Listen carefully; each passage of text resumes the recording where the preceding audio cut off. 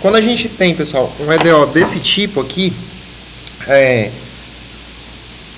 nota que todas as derivadas da variável dependente aqui, ó, tá indo até a ordem n, aí você tem n-1 até chegar na própria y, e todas elas não estão em composição com ninguém.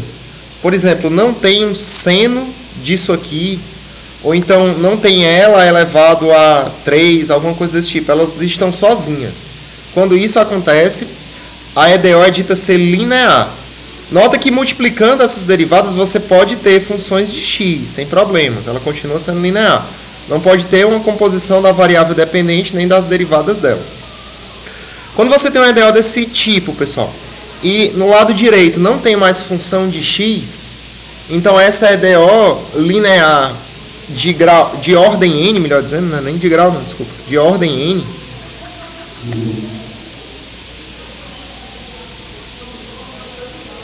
ela vai ser dita ser homogênea, certo?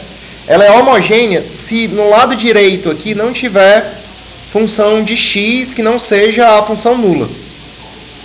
Tranquilo aí? Se porventura você tivesse aqui no lado direito, por exemplo, um seno de x ou alguma coisa desse tipo, aí ela seria uma EDO linear de ordem n, mas ela seria não homogênea. Tá compreensível aí? Nota o seguinte, ó, essa função de x aí, ela também poderia ter aparecido aqui nesse lado, né? Ó. Por exemplo, só porque o do lado direito é 0, não significa que é homogênea, não.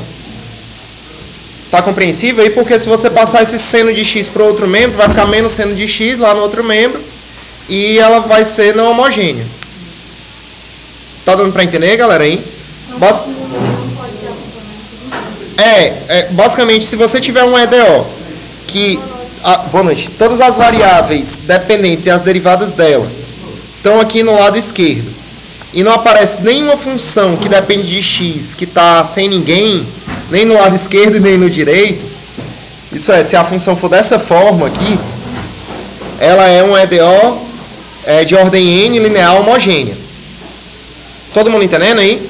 Mas se aparecer uma função de x ali no lado direito ou no esquerdo, né, que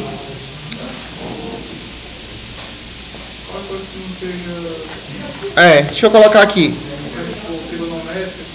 Isso, qualquer função, na verdade. Se você tiver essa função aqui, ó, e essa g de x aqui, ela não for uma função nula,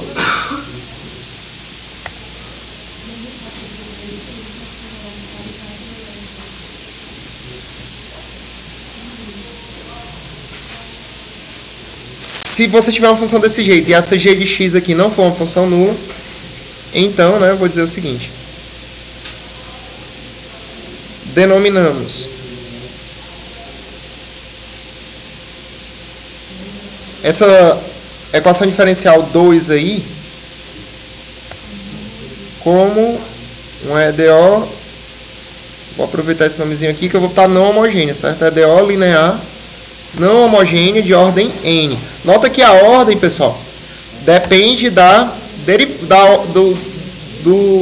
ordem da derivada, né? No caso aí é uma derivada de ordem n. A gente vai ver o seguinte agora, em ordem. A gente vai ver método de solução de EDO homogênea. Depois que a gente aprender esses métodos, aí a gente vai passar para não homogênea. Aí vai funcionar mais ou menos da seguinte maneira. Quando a EDO não for homogênea, é porque ela vai ter uma função g de x aqui que não é nula, certo? Quando ocorrer isso, para a gente resolver essa EDO não homogênea, a gente vai resolver a EDO como se ela fosse homogênea, e depois a gente vai aplicar um método de solução particular. Aí a solução geral vai ser a solução como se ela fosse homogênea mais essa particular. A gente vai combinar essas soluções. Então, sempre vai, nessas EDOs de ordem superior, a gente sempre começa resolvendo como se ela fosse homogênea. Aí se ela for mesmo, a gente para, porque ela é. Se ela não for, aí você acha a solução homogênea, que a gente vai chamar de solução complementar, e depois acha uma solução particular. Beleza, pessoal? Aí? Tranquilo. Então, olha, se você for pegar exemplos aqui, ó, a gente tem o seguinte. Essa primeira aqui, ela vai ser uma EDO linear homogênea de ordem 2. ela é homogênea porque não tem uma função de x isolada aí que não esteja junto de y. Aqui você tem uma função de x no lado direito, então ela é um EDO linear homogêneo. E a ordem dela aqui é 3, porque a maior derivada que ocorreu aí foi uma derivada de ordem 3. Isso. Tá dando para entender isso aí? Beleza? Tá. Aí é o seguinte, ó.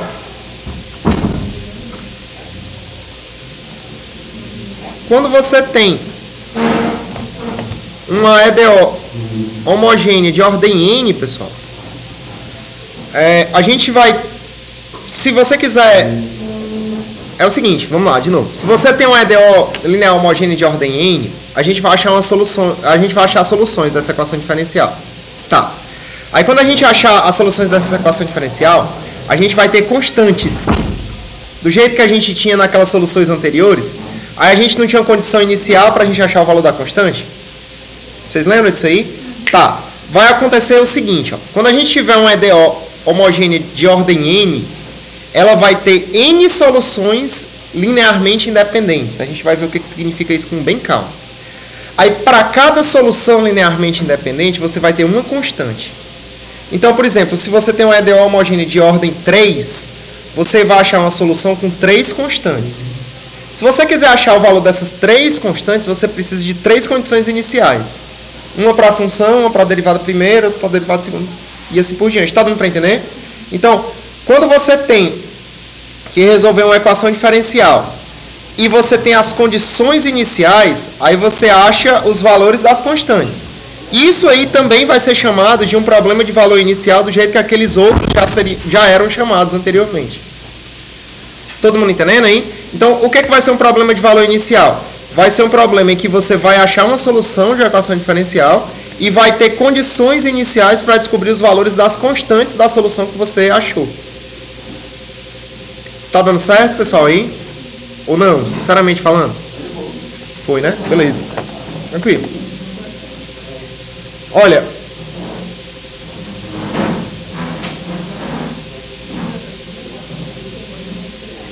Vou pegar um probleminha aqui do livro.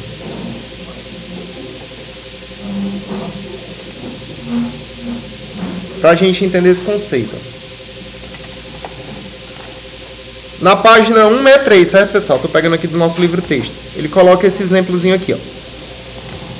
Tá dando para ler aí? Tá nítido? Ele diz, olha, sabe-se que... Vou aumentar aqui só a solução, certo? Sabe-se que y dando igual a C1x mais C2x ln de x é uma família de 2 parâmetros que soluciona essa EDO aqui, ó. Vou colocar ela maior também.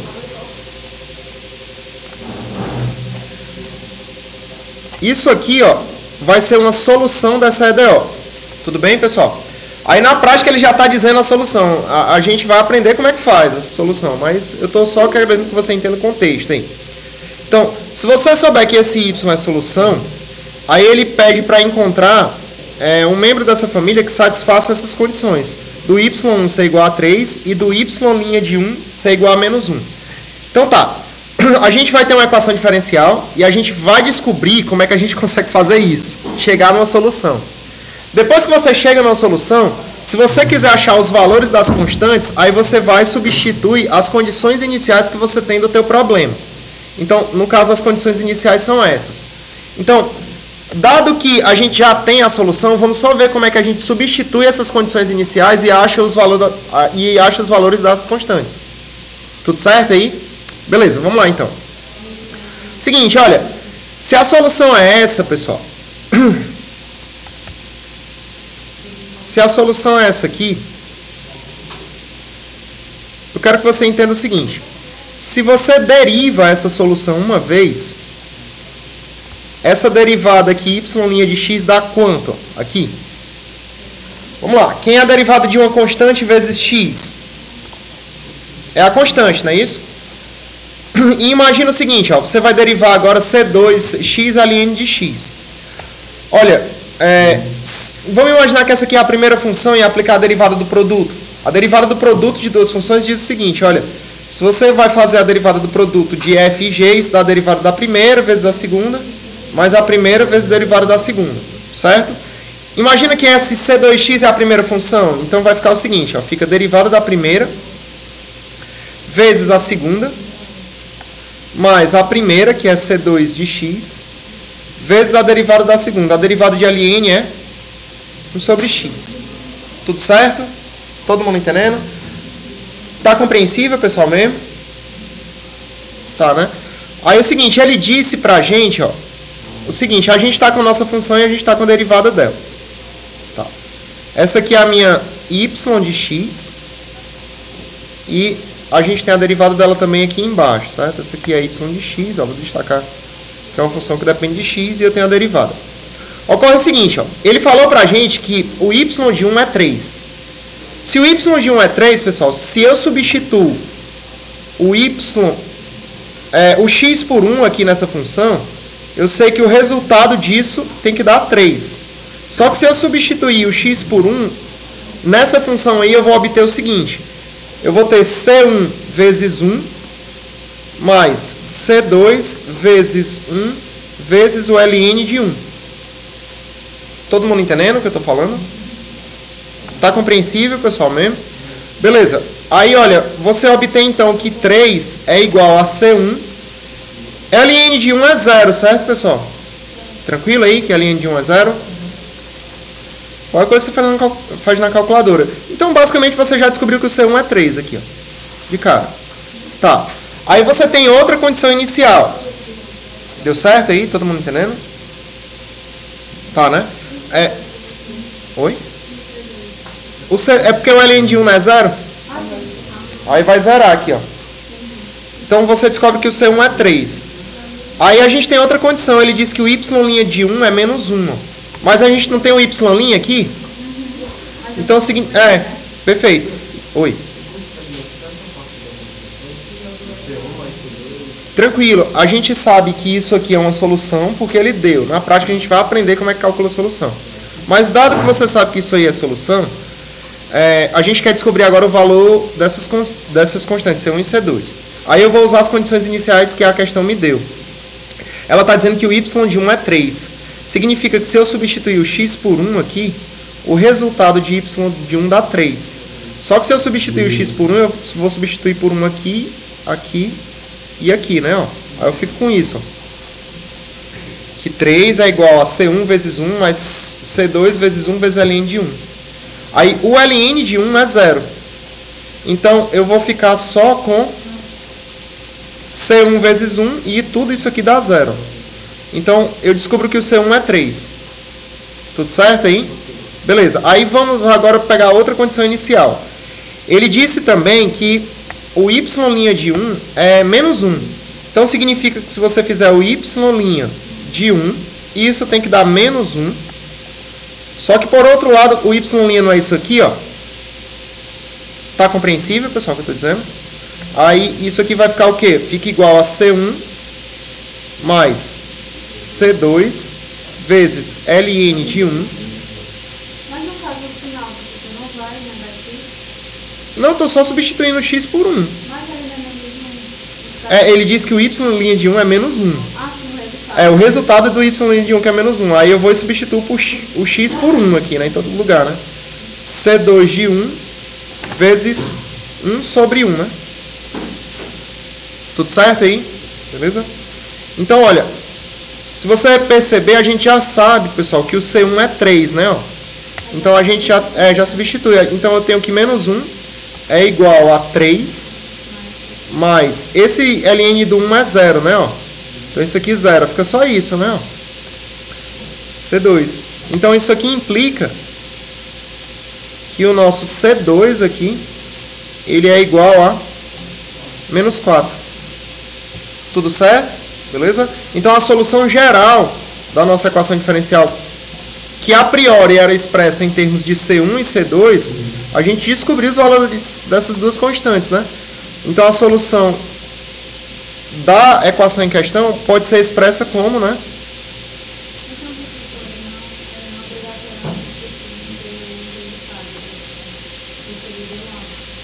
Não. Com essas condições iniciais, você substitui o y e o x e acha os valores das constantes. Aí, olha, isso aqui, o C1 é 3, né? Então fica 3x, mais o C2, que é menos 4, né? Na prática, vezes x, vezes ln de x. Essa aqui é a solução do teu problema em questão. Olha, acontece o seguinte, pessoal. Quanto maior for a ordem, mais soluções você vai ter. Por exemplo, se você tivesse ordem 3, então você teria 3 soluções com uma constante para cada um. Tá dando para entender? Aí você teria que ter 3 condições iniciais. Se você tivesse um EDO de ordem 4, aí você teria 4 constantes, você teria as 4 condições iniciais. Quando você vai descobrir essas constantes, na prática, se a EDO tiver uma ordem grande, por exemplo, 3, 4, 5 e assim por diante, você vai ficar com um sistema. 4x4, 5x5 para poder resolver. Aí é melhor, se você cair numa dessa aí, resolver com o método de Gauss que você vê em cálculo numérico. Beleza aí? Tranquilo o que eu estou falando agora? Não tem a ver aqueles métodos de Gauss, simples, Jordan, etc. Qualquer coisa, quando a gente vai chegar lá, a gente vai precisar na prática. Quando a gente chegar, a gente dá uma revisão.